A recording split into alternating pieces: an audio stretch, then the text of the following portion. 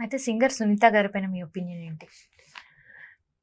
సునీత అక్కతో నేను చాలా షోస్ చేశాను. రీసెంట్‌గా కూడా మేము అదేంటి బెంగుళూరు దగ్గర ఒక షో చేశాము. She is a very sweet person. అసలు ఎవరిని బాధ పెట్టడం గాని, స్టేజ్ మీద కూడా చాలా హంబుల్‌గా ఉంటారు ఆవిడ అందరితోటి. సో, ఇన్ పర్సన్ నేనెప్పుడు సునీత గారిని ఆఫ్‌లైన్ అంత మాట్లాడింది లేదు గానీ, స్టేజ్ షోస్ చాలా చూశాను. Whenever she is on stage చాలా బాగా కో సింగర్స్‌తో ఉంటారు. అందరితో మాట్లాడతారు.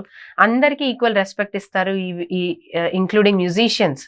అండ్ లాస్ట్ వరకు షో అయిన ఎండింగ్‌లో గూడా ఎవరన్నా ఫ్యాన్స్ వచ్చినా గూడా చాలా ఓపికగా ఉంటారు అందరితోటి. ఐ హావ్ నెవర్ అంటే కొన్ని వద్దు అంటే వద్దు అని చెప్తారు. ఈ పాటలొద్దు అని చెప్తారు. ఆవిడ షోకొచ్చి నేను ఇది పాడను, అది పాడను అని ఈ యాటిట్యూడ్స్ కానీ ఇలాంటివి నేను ఎప్పుడు ఆవిడలో చూడలేదు. Whenever she was on stage she was as always smiling. ఓపికగా షో అంతా పాడతారు. జనాలతో మాట్లాడతారు, ఇంటరాక్ట్ అవుతూ ఉంటారు. This is what I have seen. So ఇందాక మాట్లాడుతూ టీఆర్పీ కూడా ఎఫెక్ట్ ఉంటది అని. సో ఎట్లా ఉంటది అసలు టీఆర్పీ? ఆబ్వియస్లీ ఇప్పుడు ఒక కంటెస్టెంట్ ఎలా పర్ఫామ్ చేస్తున్నారు, దర్ మల్టిపుల్ థింగ్స్ జనాలు చూస్తున్నారు. ఇప్పుడు ఏమైపోయిందంటే సింగింగ్ ఒకటే మ్యాటర్ అవ్వట్లేదు. అవును, ఆఫ్ కోర్స్ ఇది ఓపెన్ గా చెప్పాల్సిన విషయం. ఇప్పుడు మేమైనా సరే ఒక స్టేజ్ షోకి ఈ పర్టికులర్ సింగర్ కావాలి అంటే ఫస్ట్ ఫోటోలు పంపించండి అని అడుగుతున్నారు. పాట కాదు ఎవరు అడగట్లే, పాటలు వీడియోలు తర్వాత పంపించండి అని అడుగుతున్నారు. ఫస్ట్ ఫోటో వెళ్తుంది, ఫస్ట్ చూసుకుంటారు స్టేజ్ ప్రెజెన్స్ ఉందా అనేది ఖచ్చితంగా చూసుకుంటారు. సింగింగ్ నెక్స్ట్ వస్తుంది. సింగింగ్ వీళ్ళ పాపులారిటీ ఏ లెవెల్లో ఉంది, వీళ్ళ ఏ లెవెల్ ఆఫ్ సెలబ్రిటీ ఎలా చూసుకుంటున్నారు, ఇవన్నీ తర్వాత చూస్తారు. ఈ ప్రొఫైల్ ఇలా మారింది ఇప్పుడు, ఎందుకంటే జనాలు కూడా అలా చూస్తున్నారు. There are multiple things involved. అందుకే ఒక సింగర్ కూడా స్టేజ్ ఎక్కినప్పుడు మేము చాలా జాగ్రత్తలు తీసుకొని ఈ డ్రెస్ వేసుకోవాలి, దీనికి ఇది చేసుకోవాలి, ఇవన్నీ మేనేజ్ చేసుకుని ఎక్కాల్సి వస్తుంది స్టేజ్. నేను ఇప్పుడు ఉన్నది ఉన్నట్టు ఒక చుడిదార్ వేసుకుని నేను స్టేజ్ ఎక్కి పాడలేను. ఇప్పుడు there are multiple things, something called a stage look which is priority, important, అవసరం. స్టేజ్ ఎక్కినప్పుడు ఒక సెలబ్రిటీలా కనిపించాలి. అది ఎవరికైనా సరే, యాక్టర్స్ కి ఉంది, సింగర్స్ కి ఉంది ఇప్పుడు. సో ఈ లుక్ ఇంపార్టెంట్ అయినప్పుడు అందుకే దాన్ని బట్టి సెట్, అంత పెద్ద బ్యూటిఫుల్ సెట్ ఎందుకు వేస్తారు? పాట ఒకటే సెట్ వేస్తారు, బ్యూటిఫుల్ సెట్ వేస్తారు, థీమ్స్ డిజైన్ చేస్తారు. థీమ్స్ ని బట్టి మాకు ట్రెడిషనల్ రౌండ్ అయినప్పుడు అందరూ పట్లంగా ఓణీలు వేసుకోవాలి, అందరూ తలలో పూలు పెట్టుకోవాలి, అందరూ ఇలా ట్రెడిషనల్ గా తయారవ్వాలి అని మాకు చెప్పారు. నేను ఆ రోజు వేసుకోను అని నేను అనలేను కదా. నా మూడ్ బాగాలేదు, నాకు నచ్చలేదు, నేను లంగావోణి వేసుకోను, నాకు ఇష్టం లేదు అని నేను అనలేను. అందరూ ఒక పద్ధతిలో వెళ్తున్నప్పుడు నేను వెళ్ళాలి. అక్కడికి వెళ్ళినప్పుడు I cannot put my rules. మీరు అవునంటారా కాదంటారా? సింపుల్ గా మన యాన్యువల్ డే జరుగుతుందండి స్కూల్లో, డ్రెస్ కోడ్ పంజాబీ సాంగ్ కి డాన్స్ చేస్తున్నారు, భాంగ్రా డ్రెస్ వేస్తారు పిల్లలకి. నేను వేసుకోను అంటే ఎలాగా? మీకు ఏదన్నా ఎక్స్పోజింగ్ టైప్ లో అనిపిస్తోంది, if it is really not, it is really out of your line అన్నప్పుడు మీరు ఆపేసేయచ్చు. అదే చెప్తున్నాను, you will always have your voice to say no. ఏదైనా సరే ప్రపంచంలో నో. ఇంకది మీరు ఆపర్చునిటీని ఆలోచించుకుని మీరు వెనక్కి ఆగిపోతే దానికి ఎవరేం చేయలేరు. అయితే రీసెంట్ గా తమ్మారెడ్డి భరద్వాజ్ గారు ఒక ఇంటర్వ్యూలో మాట్లాడేటప్పుడు నేను విన్నాను. సో గతంలో నేను కూడా యాజ్ ఎ గెస్ట్ గా కొన్ని సింగింగ్ కాంపిటీషన్స్ కి జడ్జ్ గా వెళ్ళాను. సో టీఆర్పీ కూడా సింగర్స్ పైన ఎఫెక్ట్ అనేది ఉంటది అని. ఇది కంప్లీట్లీ హై లెవెల్ థింగ్ అండి. నేను ఆ యాంగిల్ నుంచి ఎప్పుడు నేను ఒక రియాలిటీ షోని చూడలేదు, because I was a contestant. So నేను ఎప్పుడు నా సింగింగ్ స్కిల్స్ మీదే నన్ను జడ్జ్ చేశారు. నేను అలాగే కంటిన్యూ అయ్యాను ముందుకి, అలాగే ఎలిమినేట్ అయ్యాను. It is both the way. I have seen both the things. And comments చేసినప్పుడు నిజంగానే అక్కడ నావి తప్పులు ఉన్నాయి, చెప్పినప్పుడు నిజంగానే అక్కడ ఆ ఇష్యూస్ ఉన్నాయి నా దగ్గర, నేను వాటిని యాక్సెప్ట్ చేశాను. కొన్ని చేసినవి అది కాదు అనుకున్నప్పుడు నేను మళ్ళీ నా పర్ఫార్మెన్స్ నేను చూసుకున్నా, నన్ను నేను అనలైజ్ చేసుకుని ఓకే ఇది తప్ప, ఓకే దీన్ని నేను ఇంప్రూవ్ చేసుకుందాం అని నేను ఇంప్రూవ్ చేసుకున్నాను. దానివల్ల నాకే బెనిఫిట్ అయింది తప్ప నాకేం నష్టం జరగలేదు ఆ కమెంట్ వల్ల. ఇప్పుడు టీఆర్పీ వల్ల చేశారా, టీఆర్పీ వల్ల నన్ను తీసేశారా, టీఆర్పీ వల్ల నన్ను ఉంచుకున్నారా అని ఒక కంటెస్టెంట్ ఆలోచించడం మొదలు పెడితే ఎంత మెంటల్ ట్రామా ఉంటుంది మీరు ఆలోచించండి ఆ మనిషికి. నేను అనేది your way of thinking should shift if you want to live your life in a better way. నీకు ఇందులో ఒక యుద్ధంలో ముందుకెళ్ళాలి నువ్వు. నీ మైండ్ నీ ఎదురుకుండా ఎవడొస్తాడో వాడిని చంపేయడం మీదో వాడిని నరికేయడం మీదో దీని మీద ఉండాలి. అంతేగాని ఆ రాజు నా గురించి ఏమనుకుంటున్నాడు, ఈ మంత్రి నా గురించి ఏమనుకుంటున్నాడు, నేను ఇలా ఫైట్ చేస్తున్నాను వాళ్ళకి తెలుస్తోందో లేదో, ఇలాంటి ఇన్హిబిషన్స్ అన్ని నా మైండ్ లో పెట్టుకుంటే ఎవడో వచ్చి పొడి చేస్తాడు నన్ను సైడ్ నుంచి. నేను అదే one step at a time. When you have so much potential, నీకు ఏనుగంత బలం ఉన్నప్పుడు నీకెందుకు why are you worried about anything అంటా నేను. ఆల్రెడీ ప్రూవ్డ్ ఆ అమ్మాయి చిన్నప్పటి నుంచి పాడుతోంది, చక్కగా పాడుతోంది. ఇళయరాజా గారి దగ్గర కూడా వెళ్ళి పాడింది తను. ఆయన కూడా అప్రిషియేట్ చేశారు ఆ అమ్మాయిని. నేను విన్నాను చాలా మంది దగ్గర, నేను చూశాను తనని ఎలా పాడుతుందో స్టేజ్ మీద. అండ్ అమ్మాయి చాలా she's a very sweet girl. అసలు ఏమి ఎక్కువ ఎవరితో మాట్లాడడం కానీ ఊరికే అనవసరమైన ఇవేవి చెయ్యదు అమ్మాయి.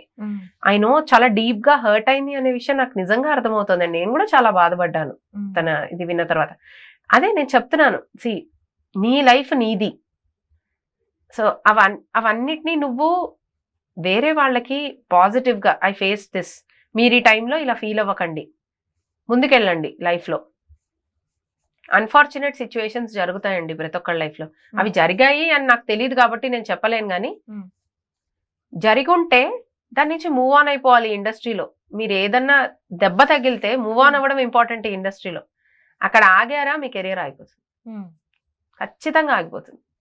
నెక్స్ట్ ప్రూవ్ చేసుకునే ఛాన్సే లేదు. నేను ప్రియరాగాలే సాంగ్ పాడానండి సూపర్ సింగర్ లో. వర్స్ట్ కమెంట్స్ ఇచ్చారు నాకు దానికి. అసలు చండాలంగా ఉంది పాట అన్న టైప్ లోనే ఇచ్చారు. ఆ మాట వాడలేదు కానీ నన్ను ఆ లెవెల్లో I was like, I felt that I cannot Singh any more. ఆ రోజు చాలా ఏడ్చాను నేను, టు బి ఆనెస్ట్. చాలా బాధపడ్డా. మీకు కూడా ఉంది ఎక్స్పీరియన్స్? నేను ఇదే అందరికీ ఉన్నాయి. ద సో కాల్డ్ ఎక్సలెంట్ ఇప్పుడు టాప్ మోస్ట్ సింగర్స్ ప్రతి ఒక్కళ్ళకి జరిగింది ఇది, అందరికీ జరిగింది. ఎవరికి అదే చెప్తాను, అన్ని రోజులు మీవి కాదు. ఇదే నేను ఇక్కడ సరే నేను పాడిని ఇంక ఈ రోజు నుంచి నేను అసలు సింగర్ని కాదు అని నేను చాలా బాధపడిపోతూ ఆ రోజంతా నాకు ఉండింది ఆ ట్రోమా మైండ్ లో. చాలా డిమోటివేట్ అవుతాం ఆ టైంలో. తర్వాత నుంచి నేను okay fine, I will sing what ever is my capacity అనుకుని నేను పాడి ఇదే పాట మళ్ళీ నేను యుఎస్ లో కోటి గారి షోలో పాడాను. ఆయన నాకు చాలా బాగా పాడేవమ్మా ప్రియరాగాలే అని చెప్పారు next day, the composer himself. Exactly after 1 year I heard this comment. ఇప్పుడు నేను ఏమనాలి? ఆ రోజు నా రోజు కాదు, that was not my time. నేను బాధపడాల్సిన టైం నేను బాధపడ్డా, అయిపోయింది. ఇప్పుడు దానికి నేను అక్కడున్న జడ్జెస్ అందరినీ మైండ్ లో పెట్టుకుంటే రేపు పొద్దున I have to face them again. ఇది ద వరల్డ్ ఇస్ రౌండ్, మళ్ళీ వస్తారు, వాళ్లే వస్తారు మన ముందుకి. ఇండస్ట్రీలో వాళ్లే ఉన్నారు, వాళ్లే వస్తారు మళ్ళీ మన ముందుకి. ఆ రోజు వాళ్ళకి అలా ఉండుండకపోవచ్చు ఫీలింగ్, వాళ్ళు వేరేలా మాట్లాడతారు ఆ రోజు వచ్చి, ఏ you are this you are that. నీలో ఇంకొక యాంగిల్ కూడా ఉంది, మంచి యాంగిల్ ఉంటుంది, నువ్వు దాన్ని ప్రొజెక్ట్ చేసుకో నెక్స్ట్ డే నుంచి. ఓహో నాకు ఈ పాట సూట్ అవ్వలేదా, ఎంత సింపుల్ గా ఉంది చెప్పండి తీసేయడానికి. నేను ఇది మాత్రమే తనకి మాత్రమే కాదు, మోర్ ఎక్స్పీరియన్స్ చేసిన తర్వాత ఈ మాట చెప్తున్నట్టున్నారా? ఎగ్జాక్ట్లీ, ఎక్స్పీరియన్సెస్ ఫేస్ చేయకుండా ఎలా? నేను చెప్తున్నాను కదా నాకు మైక్ పట్టుకోవడం రాదు, ఆ స్టేజ్ నుంచి వచ్చాను నేను. ఇప్పుడు స్వాతి గారు స్టేజ్ మీద ఉంటే ఆర్గనైజర్ ప్రశాంతంగా ఉంటాడు. నేను కాన్ఫిడెంట్ గా చెప్తున్నాను ఈ మాట. I have handled so many 1000+ shows regarding this. నేను ఏమీ తినకుండా, తిట్లు ఎవరితో అనిపించుకోకుండా, ఏ కండిషన్ లేకుండా అయితే ఇక్కడికి రాలేదు. To be honest, yes 100%. నేను ఇదే చెప్తున్నా, ఎక్స్పీరియన్స్డ్ పీపుల్ కి మనం చేసే సిల్లీ మిస్టేక్స్ కి వాళ్ళు అలా రియాక్ట్ అవుతారు, మనం దాన్ని అలా తీసుకోకూడదు. వాళ్ళ ప్లేస్ లో ఉండి నువ్వు ఆలోచిస్తే నీకు అర్థమవుతుంది. That is so simple. అర్థం చేసుకోవాలని లేదనుకో, ఇగ్నోర్ చేసేసి. నీకు చాలా దారులున్నాయి, నీకు ఆల్రెడీ చాలా ఫేమ్ ఉంది, హ్యాపీగా ఉండు. ఎస్, ఈ విషయం ప్రవస్తి వరకు చేరాలని నేను కూడా కోరుకుంటున్నా. బికాస్ అమ్మాయి ఆ షో నుంచి బయటకు వచ్చినప్పటి నుంచి కూడా చాలా డిప్రెసివ్ గా కనిపిస్తుంది. నేను అదే బాధపడుతున్నాను. ఎందుకంటే అన్ఫార్చునేట్ గా ఏది జరగలేదు అని నేను చెప్పను. ఎందుకంటే ఏదో జరిగితేనే తను బాధపడుతుంది. సో జరిగిన దాన్ని తను ఎలా ఇంటర్ప్రిట్ చేసుకుంది అనేది కూడా important. At the same time నేను ఏమంటున్నా, తను మాత్రమే కాదండి, I have been seeing so many singers ఇప్పట్లో చాలా చిన్న చిన్న విషయాలకి ఇరిటేట్ అయిపోతున్నారు.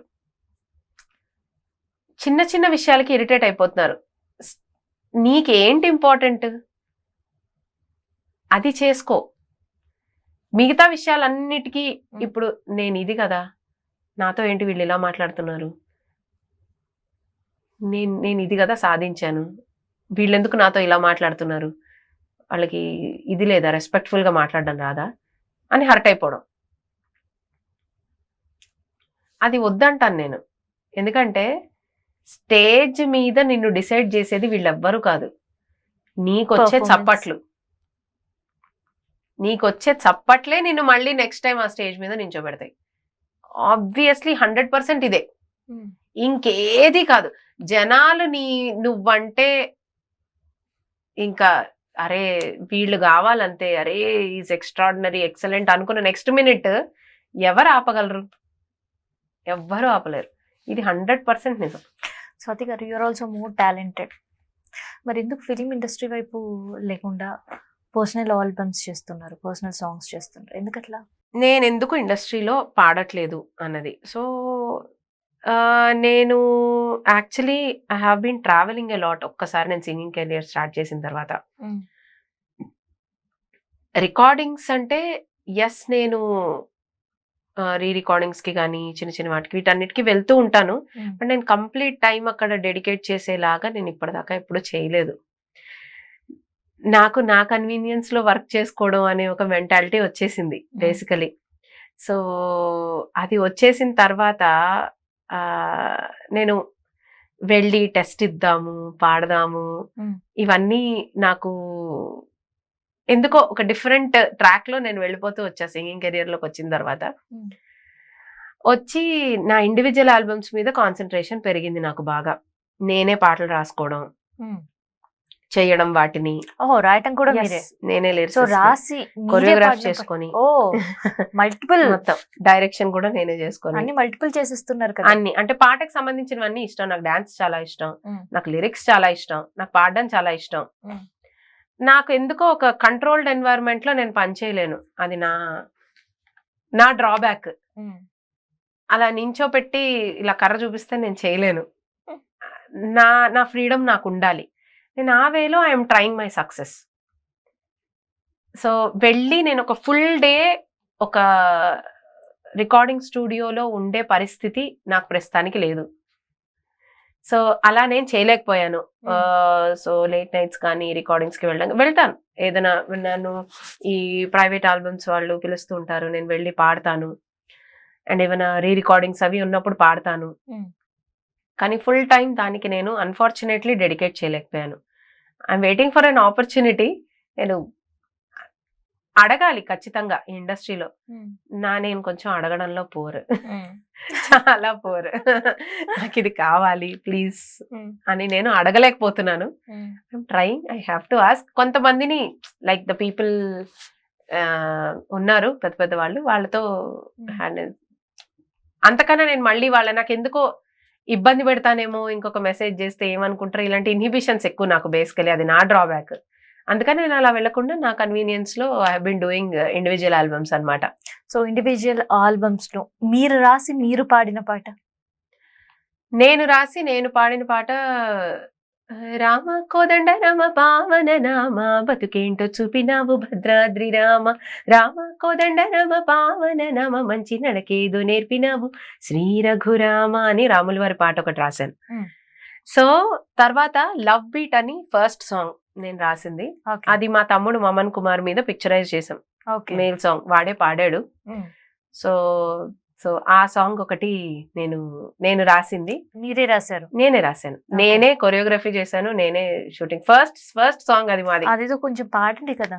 చందమామ వచ్చి కన్ను కొట్టినట్టుగా, చల్లగాలి నాకు ముద్దు పెట్టినట్టుగా, హార్టులోన ఏదో కొత్త బీటు మోగేగా, కళ్ళలోన కలనకేమో నువ్వు కాను వసు కాగా అని ఉంటుంది ఆ సాంగ్. సో ఆ పాట it's love song completely. Okay. So ఆ పాట మమన్ కుమార్ మీద పిక్చరైజ్ చేసాము. తర్వాత సుదిష అని ఒక ఆల్బమ్ చేసాం. ఇది ఏంటి అంటే బేసికలీ అప్పుడు సుదిష ఈవెంట్ ఒకటి జరిగింది కదా, ఒక అమ్మాయిని డాక్టర్. సో మా నాన్నగారు being a father of 2 girl child, so ఆయన చాలా బాధపడ్డారు, ఎమోషనల్ అయ్యారు. ఎమోషనల్ అయ్యి ఆయన చెప్పారు, నువ్వు ఎందుకు దీని మీద ఒక పాట చేయకూడదు అన్నారు. ఆయన కూడా కొంచెం ఇన్పుట్స్ లాగా కొన్ని ఇచ్చారు. ఆయన పొద్దున్న చెప్పారు, 1 hour లో సాంగ్ రాశాను, ఈవినింగ్ కి రికార్డ్ చేసాము, నెక్స్ట్ డే షూట్ చేసాము ఆ song. So it will be more like ఒక వైలెంట్ వే ఆఫ్ ఎక్స్ప్రెసింగ్. దశ దిశ తెలియనోడ, నిర్భయం అలుముకున్న తాగుబోతు సచ్చినోడ, ఈ టైప్ లో ఉంటుంది అనమాట అది మొత్తం song. It will go like,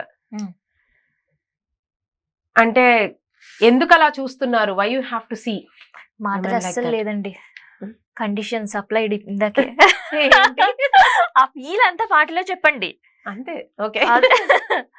నీ క్షణికమైన సంతోషం ఒక ఆడపిల్ల జీవితం, వదలదు నిన్ను ఈ పాపం, నీ తరతరాల గది శాపం, నీ మగతనం ఒక డిగ్రీయా, ఫ్రీ టు కిల్ లైసెన్సా, చిన్న లేదు చితక లేదు ముసలి లేదు ముతక లేదు, ఛీ చిన్న లేదు చితక లేదు ముసలి లేదు ముతక లేదు, మందు కాస్త కొట్టావా మదము ఎక్కిపోయావా, కళ్ళ ముందు ఏముందో మరచి మృగము వయ్యావా ఒరేయ్, దశ దిశ తెలియనోడ, నిర్భయం అలుముకున్న తాగుబోతు సచ్చినోడ అని ఉంటుంది అనమాట ఈ సాంగ్ అంతా మొత్తం. ఇట్స్ లైక్, సో అదంతా ఎమోషనల్ గా రాసిన ఒక సాంగ్.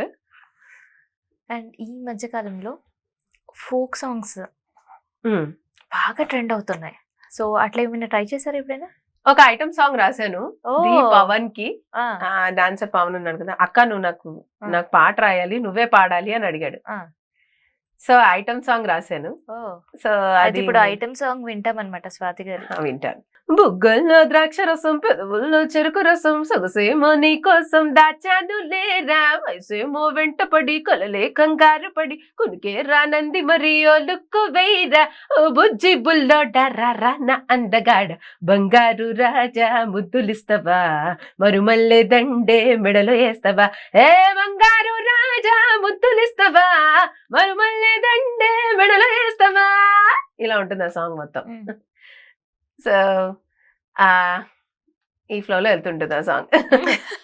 సో అన్ని పాడగలరు, అన్ని రాయగలరేమో. ఫస్ట్ పాడగలరు అని కాదు, అన్ని రాయగలరు. ఏదైనా రిలేటెడ్ టు విలేజెస్ రాస్తున్నాం. ఒకటి సిచ్యువేషన్ వచ్చిన దాన్ని బట్టి ఈ సాంగ్స్ రాసుకుంటూ వెళ్తున్నాను నేను. సంక్రాంతి సాంగ్ ఒకటి రాశాను. సో అది ఎన్టీవీకి ఇచ్చామన్నమాట. అది కూడా లిరిక్స్ కొరియోగ్రఫీ అంతా నేనే చేశాను. సో ఆ సాంగ్ ఒకటి విలేజ్ లోనే తీసాం అది మేము మొత్తం. సంక్రాంతి ఎలా ఉంటుంది, దాని ఫ్లేవర్ మొత్తం బాగుంటుంది. చిక్కన్ని చలినైనా వెచ్చంగా మార్చేటి ఆ భోగి మంటలే వెలిగించగా, ఇల్లంతా చుట్టాలు సరదాల సంతళ్ళు, ఆ కోడి పందాలే వింతలు లేరా, ఆ నింగిలో హరివెళ్ళు విరిసేలా ఈ గాలి పటాలే ఎగరేయగా, నోరూరి పోయేలా ఘుమఘుమలాడించేలా పిండి వంటలెన్నెన్నో తయారుగా, భోగ భాగ్యాలది భోగి సరదాల సంక్రాంతి కమ్మని అనుభూతులదే కనుమే కదా, సంక్రాంతి ఈ పూట ప్రతి నోట ఈ పాట కలిసి మెలిసి జరిపే సంబరమేరా, ముత్యాల ముగ్గుళ్ళు ముగ్గుల్లో గొబ్బిళ్ళు మురిసి మెరిసిపోయే వాకిళ్ళురా, రైతన్న చెమటే పసినై పండగ ప్రతి ఇంట నేడే నవ్వులు నిండగా, ఆడోడు బసవన్నే చిందేయంగా అని రాశారు అనమాట పాట ఇది. Any related to Telangana festivals? లేదు, రాయాలి. బతుకమ్మ అది రాయాలి, ఇట్స్ ఇన్ ప్రాసెస్. ఆ సాంగ్స్ నియర్ ఫ్యూచర్ తప్పకుండా వస్తాయి. చాలా కాన్సెప్ట్స్ ఉన్నాయి, కొంచెం ఆగాయి మా ప్రాజెక్ట్స్. సో ఇప్పుడు ఇంకా ఇంకొక 2-3 months లో we're resuming everything. We're going to come back with big bang. మీ డాటర్ తో కూడా ఏదో పాట చేసినట్టున్నారు ఇద్దరు. అవును, ఏంటంటే అది నేనే తనకి 2 బర్త్డే కోసం 2 సాంగ్స్. అది ఎంత పెద్ద గిఫ్ట్ అసలు. అంటే అవి 2 movie songs, but I wanted to gift her something like that. So తను కూడా కనిపించేలాగా I wanted to do. So ఆకాశంలోని చందమామ అండ్ సిరిలో లిఖించే. ఆకాశంలోని చందమామ బంగారు పాపై వచ్చినమ్మా, సాగరమాయే సంబరమే, స్వాగతమాయే సంతసమే, నాలోని ప్రేమ ప్రతిరూపమే, ఈ ఇంట తానే సిరిదీపమే, ఆకాశంలోని చందమామ బంగారు పాపై వచ్చినమ్మా. ఇదొకటి చేసాము. నెక్స్ట్ ఇంకోటి, సిరులు లిఖించే చిన్ని నవ్వులే మణి మాణిక్యాలు, చీకటి ఎరుగని పాప కన్నులే మలగని దీపాలు, బుడి బుడి నడకల తప్పటరుగులే తరగని మాన్యాలు, చిటిపొటి పలుకుల ముత్తు మాటలే మాధన ధాన్యాలు, ఎదగాలి ఇంతకు ఇంత ఈ పసికోనా, ఏలాలి జగమంతా ఎప్పటికైనా, మహారాణిలా జీవించాలి నిండు నూరేళ్ళు అనే దాని మీద మేము ఇద్దరం చేసాం. అసలు దాంట్లో బుజ్జి బుజ్జి ఒక పట్టిలంగా వేసుకొని ఇట్లా ఇట్లా ఇట్లా వాక్ చేస్తూ ఆవిడే తీసుకున్నారు, అలా వాక్ చేస్తూ. అసలు ఐడియా ఎట్లా వచ్చింది మీకు? అంటే ఇన్ జనరల్ గిఫ్ట్ అనేసరికి మదర్స్ డ్రెస్సెస్, అంటే ఆ చిన్నది కాబట్టి దానికి టాయ్స్ అట్లాంటివి గిఫ్ట్ చేయాలని అనుకుంటారు. సింగర్ అని సింగర్ అనిపించుకున్నారు. బేసికలీ నాకు మనసుకి నచ్చే విధంగా ఏదన్నా ఇవ్వాలనేది నా, that is way I gift anything. ఎన్ని గిఫ్ట్లు ఇచ్చినా, అంటే ఇప్పుడు సపోజ్ అమ్మలు ఆ ఏజ్ లో ఏమిస్తారంటే దానికి ఇష్టం ఉన్న పట్లంగాను లేదంటే బొమ్మలు, అది కొన్ని రోజులు అయిన తర్వాత మర్చిపోతారు. కానీ మీరు ఇచ్చిన పాట గిఫ్ట్ అది ఫస్ట్ టైమా యాక్ట్ చేయడం? పాపది ఫస్ట్ టైం. అంత మిమ్మల్ని ఎందుకు అడుగుతానండి, మీరు ఫస్ట్ టైం అని మీ పాప. అది ఇంకా అప్పటికే తనే వెళ్ళి వీడియో తీయించుకుంది, నా కంట్రోల్ ఏం లేదు. మా అమ్మాయి ఉంటే దాందే కంట్రోల్ మొత్తం. స్వర అఖిల దాని పేరు. అసలు కంట్రోల్ అంతా ఆవిడదే ఉంటుంది. ఏంటి మమ్మీ ఏం చేస్తున్నావు నువ్వు, ఇలా నించోవాలి, ఇలా చెయ్యాలి అని అది చెప్తుంది నాకు రిటర్న్ లో. నాదేం కంట్రోల్ లేదండి మా అమ్మాయి మీద అసలే పబ్లిక్ గా చెప్తున్నాను ఈ విషయం. అలా చాలా బ్యూటిఫుల్ గా ఉంది, ముద్దుగా. అసలు చాలా మంచి గిఫ్ట్. అసలుకి ఐడియా ఎట్లా వచ్చిందో నాకైతే తెలియదు, కానీ ఆ సాంగ్ చూసిన తర్వాత నిజంగా సింగర్ మామ్ అంటే సింగర్ మామ్ అనిపించింది నాకైతే. చెప్పాను కదా నాకు లిరిక్స్ అంటే ఇష్టం. సో నా లవ్ మొత్తం ఆ పాటలో పెట్టి చెప్పాను దానికి. నాకు చాలా ఇష్టం ఆ 2 పాటలు కూడా. అవునా, చాలా చాలా బ్యూటిఫుల్ గా ఉన్నాయి. నేను కూడా చూసాను. చూసిన తర్వాత అందులో మీకంటే మీ పాప ఇంకా అసలుకి అది ఫస్ట్ అని అనిపించలేదు నాకైతే. కాన్ఫిడెన్స్ అలా ఇవాళ జనరేషన్ కి అలా పుట్టుకతో వస్తుంది కాన్ఫిడెన్స్. అమ్మతో వచ్చింది. మీరు కూడా తనకి సింగింగ్ నేర్పియడం? పాడుతుంది తను కూడా. తను ఇండివిజువల్ గా ఒక పాట పాడింది దుర్గమ్మ మీద. అవునా? అది కూడా నేను రాసి తన మీద పిక్చరైజ్ చేశాను. లాస్ట్ బిఫోర్ దసరాకి రిలీజ్ చేసాం ఆ సాంగ్. ఆ పాట అది తనే పాడింది. అది అమ్మా దుర్గమ్మ అని. ఓకే. చిన్నగా దాని వాయిస్ ఇంకా ఇప్పుడు క్యూట్ గా ఉంటుంది కాబట్టి పెద్దదయ్యే లోపు ఆ వాయిస్ క్యాప్చర్ చేసుకోవాలి నేను ఆడియోలో ఆ మొమెంట్స్ అని దాని చేత పాడించి. రికార్డింగ్ లో కూడా మా అమ్మాయి నా మాట వినలేదండి. అది చెప్తుంటే అమ్మ నువ్వు ఆగు నేను పాడతా, ఇలాగే ఉంటుంది మాకు రుబాబ్ అంతా. సచ్ ఎ స్వీట్ హార్ట్ నిజంగా. అంటే తను కూడా ఇప్పుడు నేర్పించడం కావచ్చు, క్లాసెస్ కావచ్చు, ప్రాక్టీసెస్ నేర్చుకుంటుంది, నా దగ్గరే నేర్చుకుంటుంది.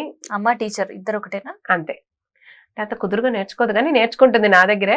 శృతి చక్కగా పట్టుకుంటుంది, విని అన్ని పాడుతుంది. నేను క్లాసెస్ చెప్తాను పిల్లలకి, నేను నేర్పిస్తాను మ్యూజిక్. సో అది వింటూ అలా చుట్టూ వింటూ అదే పాడుతూ ఉంటుంది ఆ పాటలు. అని కూర్చొని నేర్చుకోవాలంటే ఈగో హర్ట్ అవుతుంది మా అమ్మాయికి నా దగ్గర. అందుకని అలా వింటూ నేను ఏదైనా ఇలా స్పెసిఫిక్ గా కూర్చో అన్నప్పుడు కూర్చొని పాడుతుంది. లేదంటే అంటే అంతా అలా తిరుగుతూ వింటూ అలా పాడుతుంది.